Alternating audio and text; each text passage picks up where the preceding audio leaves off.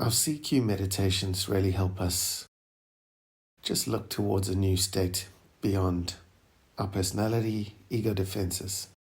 What we're doing is we're starting off with the five senses, and then we're moving into thoughts and then feelings.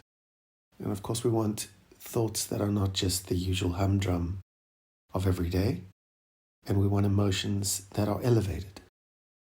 Elevated emotions actually change our heart rates, our brain waves, and create a magnetic field around us, one which is positive. Once we have an elevated emotion, we are able to inspire, imagine, intuit. Then we add a clear intention, a positive, firm intention. This produces a new electromagnetic field around us. What we also do, we then move into the present moment. That's the wonderful thing about contemplative and meditative practice. We leave the story of the past and the mind's concerns about the future behind. When we leave the past and the future behind, we show up for ourselves. It's a space where we feel unrestricted, unbounded, and unlimited.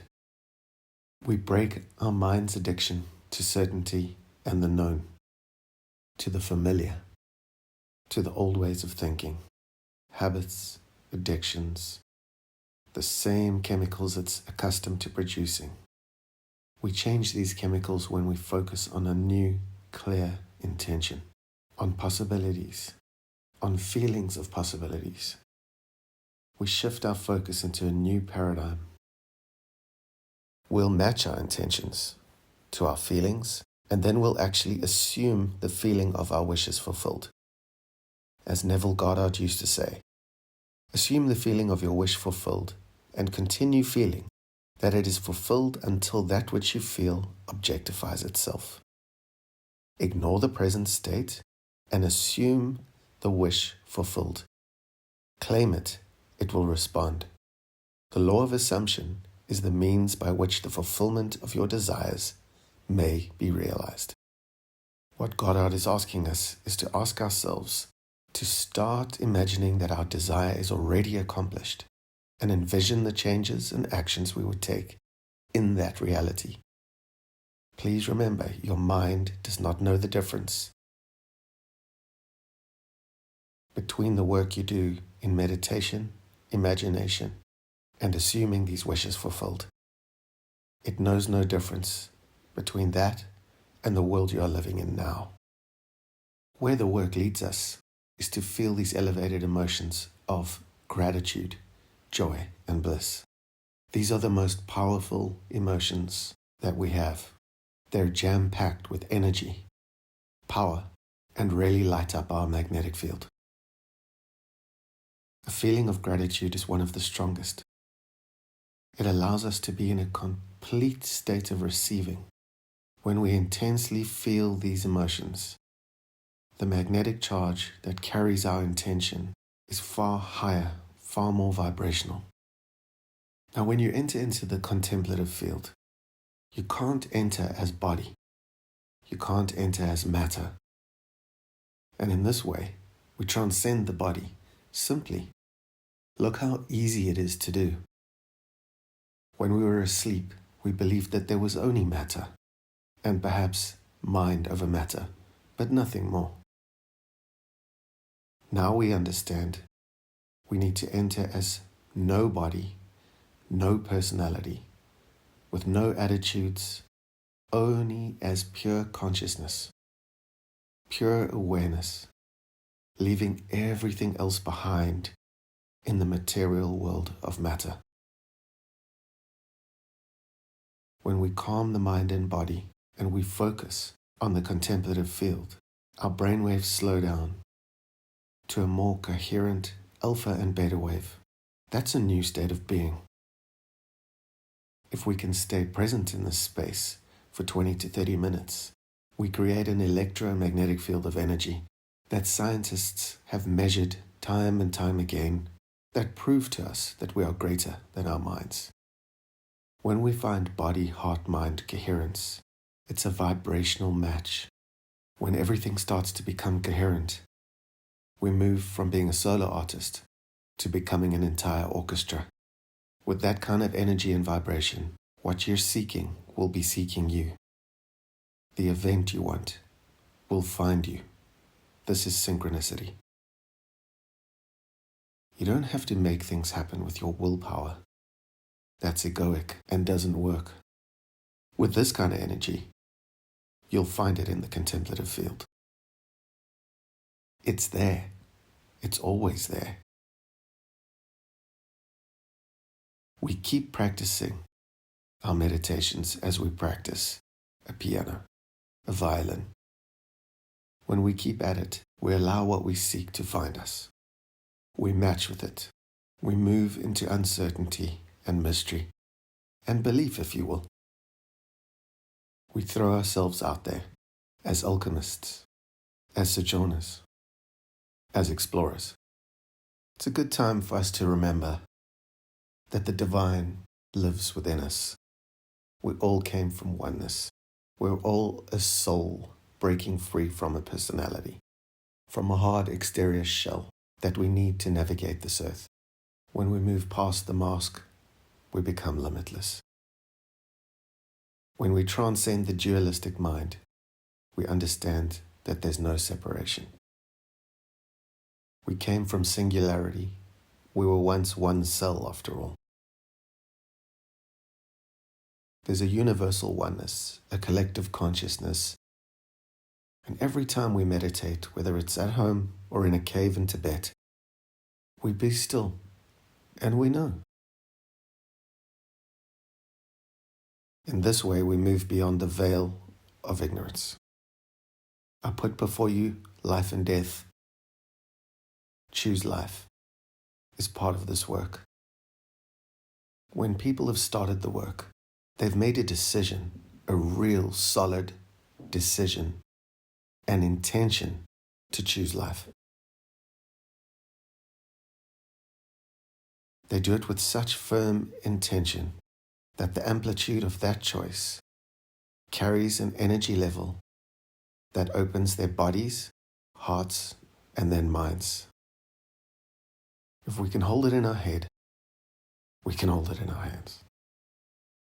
Today you decide what future you want to live by.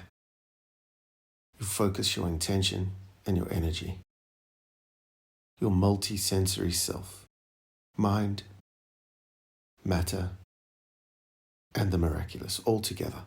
You've got to go from knowledge to experience to wisdom, from thinking to doing to being, from mind to body to soul. We move from head to heart to hands, from thought, feeling to action. We move from believing to behaving to becoming. We don't need to move back to our personality of letting our ego will run riot. With the work of meditation and contemplation, we get to know thyself, thy authentic self, the self that never dies. Energy never dies. Energy never dies.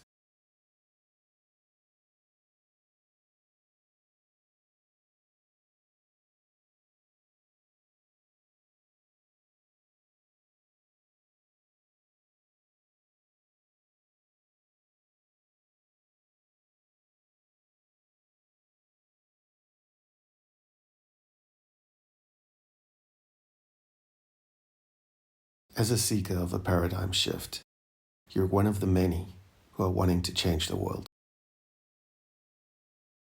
The secret to changing the world is understanding that we don't do it out there. We do it by changing ourselves, and we change ourselves from within. This is the power of be still and know that I am God. We've built boats. We've sailed across the oceans to kill, maim, and destroy in the name of every religion you can imagine. All of us are guilty of it. Today, we don't build ships, we go within. We go within to change ourselves so that we can change the world. There is a wonderful shift going on, a paradigm shift going on that is changing the world, and you're right at the center of it. We're living in the most exciting times. People all over the world are understanding that all the technological advancements, all these wonderful insights, these massive bodies of knowledge that have changed the world, have come to help us prepare for a conscious shift. St. Matthew reminds us, I tell you the truth, unless you change and become like little children, you will never enter the kingdom of heaven. Whoever humbles themselves like a child is the greatest in the kingdom. The meek, egoless, the ones who have gone beyond their personality, will inherit the earth. Whoever welcomes a little child like this, in my name, welcomes me, said Christ, as he pulled a little child to stand among the crowd. I've said it before that 80% of the world are dancers. 80% of the world are run on personality and ego alone. Sometimes when we look at the world, we might see that chaos. We might see 80% of people asleep. But positive energy, real, powerful, awakened energy, is far more powerful than energy that sleeps. There's a Palladian principle, an 80-20 principle that says 20% of the world is awake. 20% of the world use their energy to run and shift and shape the world, to keep it going, to transform it. That 20% of energy is far, far more powerful than the 80%. Every single person that wakes up, that awakens from personality to soul, from fear to love, is part of that 20% energy that's going to shift the world. Everyone who's brought a message of love and peace and this conscious shift has been killed, has been martyred, has been set aside or destroyed. But when enough of us awaken and change, that will mean we can't kill everybody, can we? We are moving towards love. You are becoming love. That's all that's happening, is we become more and more conscious and we fall into love. The paradigm shift we work on is choosing love. Choosing love no matter what is going on outside of us, no matter what we perceive to be going on outside of us. We choose love anyway. We recognize the fear. We come to know it. We know thy enemy. And of course, what do we do with enemies? We love them. Love thy enemy. Come on. We integrate our personalities, our weaknesses, our character defects into the beauty of who we really are underneath. Vulnerable, creative, divine human beings. When we live in the world as awakened beings, we're still going to trigger our controllers, perfectionists, and codependents. They're still going to want to take control. However, choice comes. We recover a sense of power through gratitude, love, and maintaining connection, not cutting ourselves off. We create authentic power when we simply stop, introduce a second thought to the behavior chain, thought, feeling, action, behaviors, and consequences. We take a second contemplative thought. We see a codependent, perfectionistic personality arise. We stop and we surrender. Surrendering is how we win every war. When we surrender, automatically the power of gratitude comes, as it should come in the meditation. Let it fill your body. Let gratitude fill your mind and your heart. Let it open up the doorways to your divine soul.